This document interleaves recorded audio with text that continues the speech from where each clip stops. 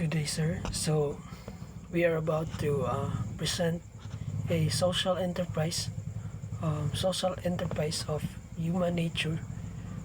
Human nature is a social enterprise from the Philippines that creates natural, sustainable, and cruel, cruelty-free personal care products. Its core mission is to uplift uh, Filipino communities. So first, the social problem of human nature is poverty and unemployment.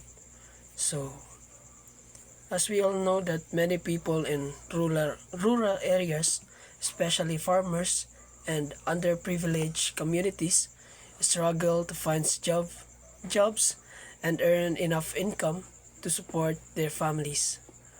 So, next is lack of stable income. Even when rural workers have jobs, uh, their income is often irregular and unstable due to limited access to markets, fair trade opportunities, and support from big companies. So, rural communities, they face a low income, limited job opportunities, and little economic securities. Next is forces perpetuating the problem. So first, unequal market access.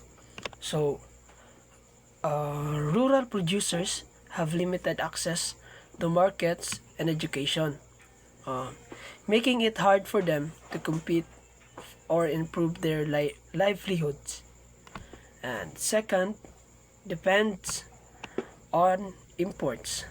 So the economy relies heavily on imported goods and multinational brands, reducing demands for local products. Um, so the third one is underinvestment. So there is little investment in local, sustainable industries that could create jobs and strengthen the rural economies. So the problem, the forces that perpetuating the problem is systematic inequality, imports dependence, and lack of local investment keep rural poverty in a place. Next is who who benefits from the status quo.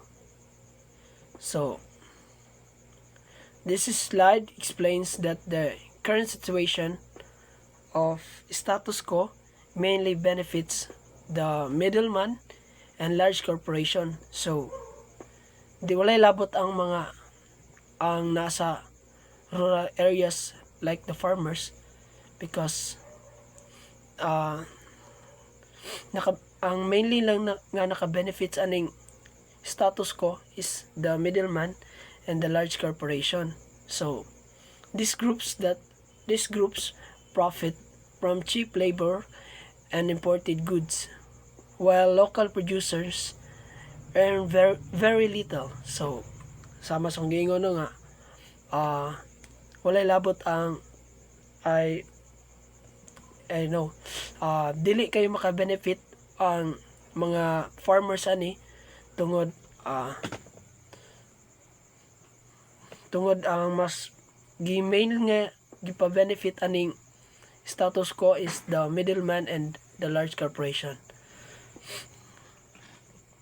So these setups suppresses local economic growth, keeping rural communities poor while wealthy corporations continue to gain.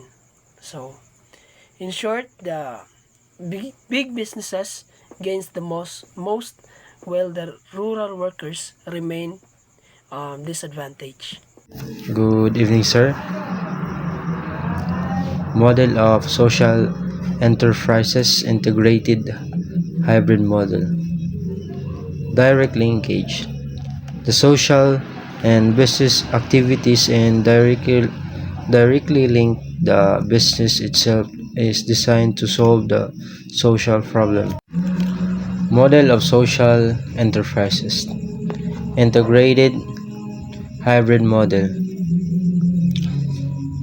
which is considered the most impactful type because the social mission is embedded directly within the core business operation. Direct linkage.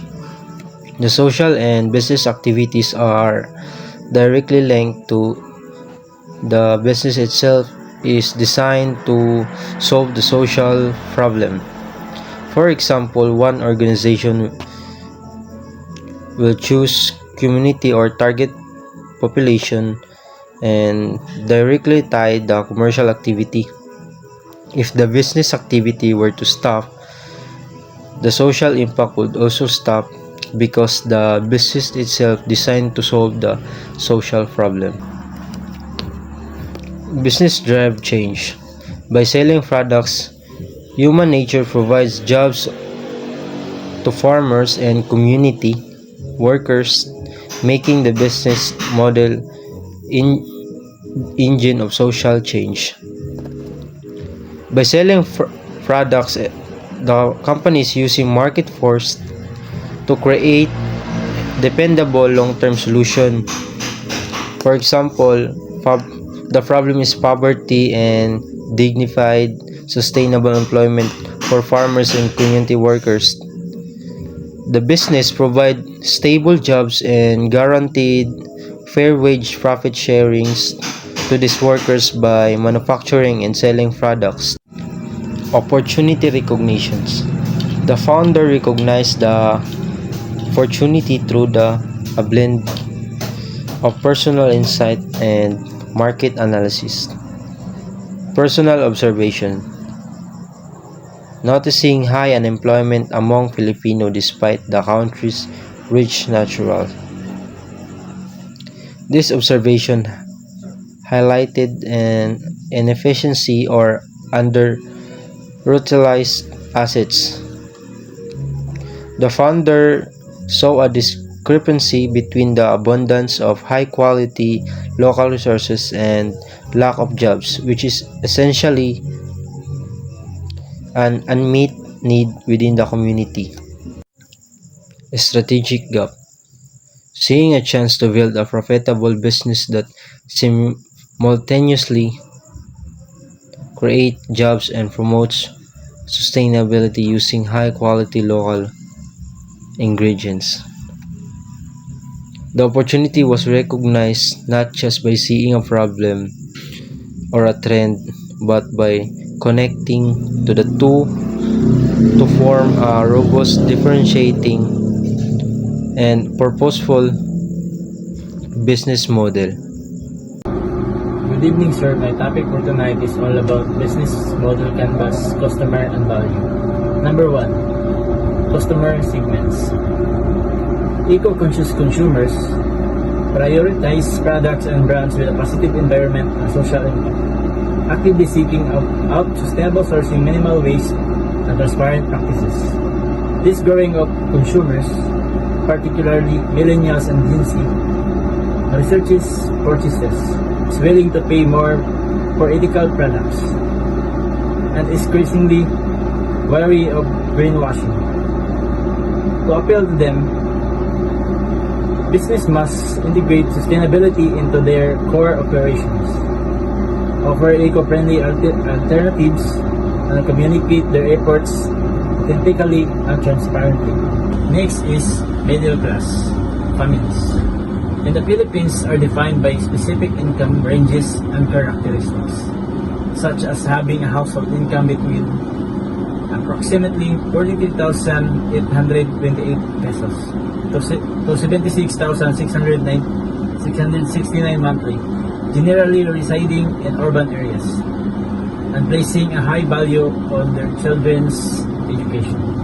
Next is a health-conscious person is someone who prioritizes their overall well-being by actively making informed decisions about their diet, physical activities, sleep, and stress management. to maintain a healthy body and mind. Number 2, value proposition. 100% natural and locally made products. No chemical added. All natural ingredients. Next is cruelty-free and sustainable sourcing involved. Creating products without animal testing. Cruelty-free and obtaining ingredients and materials in a way that environmentally responsible and socially fair. Minimizing negative impacts on people and the planet. And the last is affordable personal care items. Next topic is business model canvas infrastructure. Number 6, key resources. Local raw materials, manufacturing facilities, and trained rural workers. Number 7, key activities. Product development, marketing, and fair trade practices. Number 8, key partners. Local farmers, NGOs, and eco-friendly suppliers. That's all. Thank you. Business model canvas, channels and revenue. Channels. There are 3: retail stores, online platforms, and supermarkets. And retail stores, like having your product in a physical shop. And online platforms, selling your stuff on a website like Lazada or Shopee, or even a TikTok. Supermarkets, getting your products on the shelves of big grocery stores. Customer relationships, there are 3.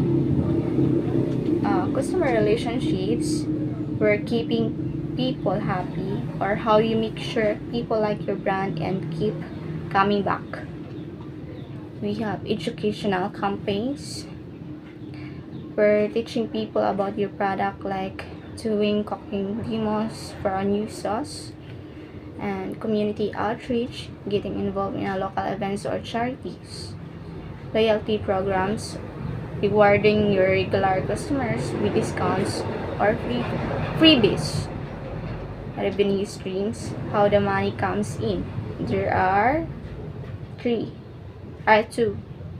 Product sales, or direct consumer, selling directly to people like at market stall or through your own website.